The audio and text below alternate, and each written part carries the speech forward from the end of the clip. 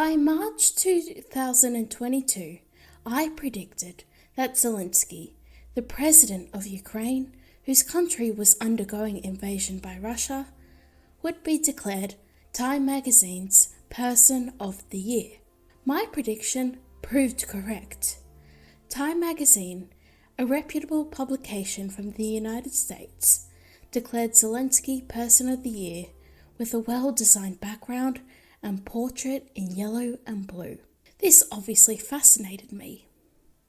To me, Zelensky was perfect for this choice, and in this video I will explain why by drawing on Anglosphere media. This video is not primarily about Zelensky or the war in Ukraine, as there is plenty of content about these topics from more well-informed individuals.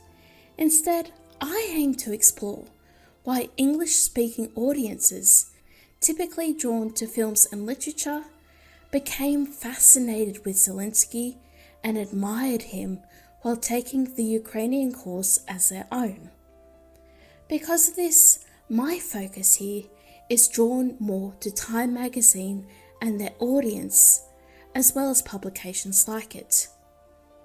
To me, the power of narrative and storytelling explains why Zelensky and Ukraine's cause assimilated well into Anglo ideas about independence, World War II, and values regarding democracy and freedom. However, not everyone is charmed by Zelensky and the Ukrainian cause. Many, from America to Germany, speak against Ukraine military aid, and it's foolish to presume there is no fatigue or doubt from English-speaking individuals. Yet there's no denying the many who do like Zelensky and took the Ukrainian cause as their own, especially throughout 2022. Let's explore this. I'm Madeleine Rose Jones, and I help you understand the world through fiction. Subscribe for frequent videos about history, literature, and culture. Welcome to Snowy Fictions. Part 1. Independence.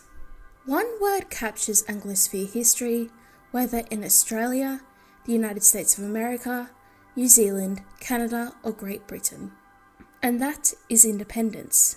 We are already familiar with events such as the American War for Independence, held in the late 18th century, which is commemorated on the 4th of July each year in the USA with fireworks and festivity. The United States, in particular, has recently advocated for the independence of Kosovo and Tibet. This thirst of independence isn't always altruistic. In the case of the USA, who has sometimes aided separatists in southern Russia, this wasn't done because anyone in Washington believed in their cause. Rather, it was done for geopolitical aims and ambitions. It's also important to note that the Anglosphere doesn't necessarily like independence in their own lands. A good example is the American Civil War, and the status of Confederate states speak to genuine dissent in these political unions. Likewise, many in Britain are against Scottish and Welsh independence. In my country, Australia, we do not take kindly to the idea of Western Australia gaining independence. And of course, you have Quebec in Canada. Regardless of your opinion of these movements, it's important to not paint a picture of the Anglosphere as automatic and forever advocates for independence. I would go and say that Anglos do appreciate independence, but more so in countries that are a bit distant or fit well with their geopolitical aims. Likewise, the British did have an empire, spanning Oceania to Ireland. Some geopolitical realism is needed here. The Anglosphere may support independence in other lands, but rarely their own. In the case of Ukraine, and to a lesser extent Georgia, there is a clear implication that their independence from Russia means coming closer to Western influence, particularly from the United States and Great Britain. Neither Ukraine nor Georgia, as well as Kosovo or Bulgaria, are treated as exempt from the Anglosphere. Yet, the Anglosphere does enshrine independence as a value. This is probably because independence is linked with freedom, liberty, autonomy, and personal agency. The Anglosphere is notoriously individualistic. Our literatures reflect this too, whether in films, poems, or novels. 3 blockbusters come to mind: Titanic, Braveheart, and Gladiator, which all won Best Picture at the Academy Awards in the 90s and early 2000s. These renditions of freedom and yearning for control over one's life have particular resonance with Anglo audiences, as did The Matrix, where Neo must break free from the tyrannical spheres of control.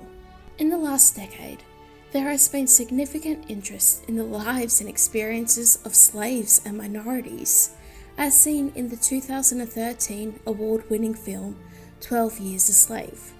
However, this isn't a new development here. English literature has always promoted freedom and independence in some form, at least from the Elizabethan period onwards. A crucial example is John Milton, who advocates for the freedom of knowledge and discovery. To paraphrase Charlotte Bronte's Jane Eyre, the English speakers are no birds, and no net ensnares us. Likewise, we can see English history also reflecting this desire for independence, even in the Middle Ages with the Magna Carta. But returning to Ukraine, much of the English language media surrounding Ukraine emphasized their desires for independence and freedom from Russia. Journalists portrayed Russia and Vladimir Putin as aggressors who sought to trample on Ukraine and Zelensky. Certain moments in Ukrainian history, such as the Orange Revolution and the Euromaidan Revolt, were given greater attention by English speakers. This was further amplified by the Baltic countries and Poland, who also portrayed themselves as independent from Russia. Most in the Anglosphere were incredibly sympathetic and moved by this.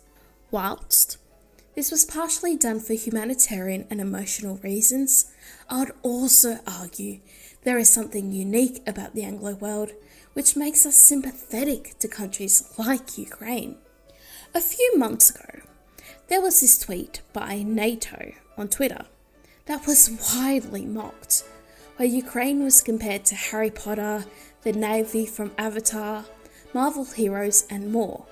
The point to be made is that Ukraine and Zelensky assimilated quite well into Anglo narratives about independence and freedom. Whether this is good or bad is another discussion entirely. Yet by linking himself to Anglo conceptions about independence, Zelensky has done very well in gaining the West's support, especially that of Great Britain. Part 2. World War II. Consider British Prime Minister and Nobel laureate Winston Churchill. One reason, if not the most essential reason, for his legacy was his speech declaring he and the British would never surrender.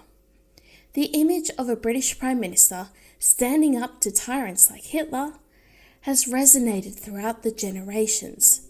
This was shown in the film quite well, Darkest Hour, where Churchill's resolve and heroism is interpreted as crucial to the Allies' success in World War II. Other British films have done this too, such as Dunkirk, and to a lesser extent, really any show depicting Churchill. The mythology of heroes standing up to villains is also prominent in British fantasy, whether Harry Potter or Lord of the Rings. You can certainly see this in the first Captain America film in 2011, where Steve Rogers calls Hitler and the Nazis bullies. Zelensky and Ukraine have used similar framing, suggesting they are an underdog country, whereas Russia is a mean bully. This is probably why official Anglosphere communications, such as that from the United Kingdom's Ministry of Defence, stress Russia as an invading aggressive force, which Ukraine did not provoke, according to them. And it's not just about Churchill either. English language publishing and media are full of stories about resistance during World War II and the extraordinary actions done by ordinary people. This covers a variety of genres, from The Nightingale by Christian Hannah, an example of women's historical fiction, to Inglourious Bastards, a well-known example of Quentin Tarantino dark comedy. The 1993 Academy Award-winning film Schindler's List also speaks to narratives about doing good and choosing good while in the face of evil. Through English language media such as the Kyiv Independent and content about regular Ukrainians, it's difficult to not note the similarities between World War II storytelling and Ukrainian life from an Anglo perspective. These connections have been made in various memes and online content, comparing Hitler to Putin or Zelensky to Churchill. There's also the theme of appeasement, which has roots in Neville Chamberlain's Peace in Our Time meeting with Adolf Hitler. In the eyes of many, especially people living today, Chamberlain was an appeaser of Hitler's evil. We've seen similar thinking between Russia and Ukraine. Journalists and politicians cited Chamberlain in Munich as a reason to not give Vladimir Putin anything he wanted. Here, World War II is a powerful point of reference for contemporary Anglo societies.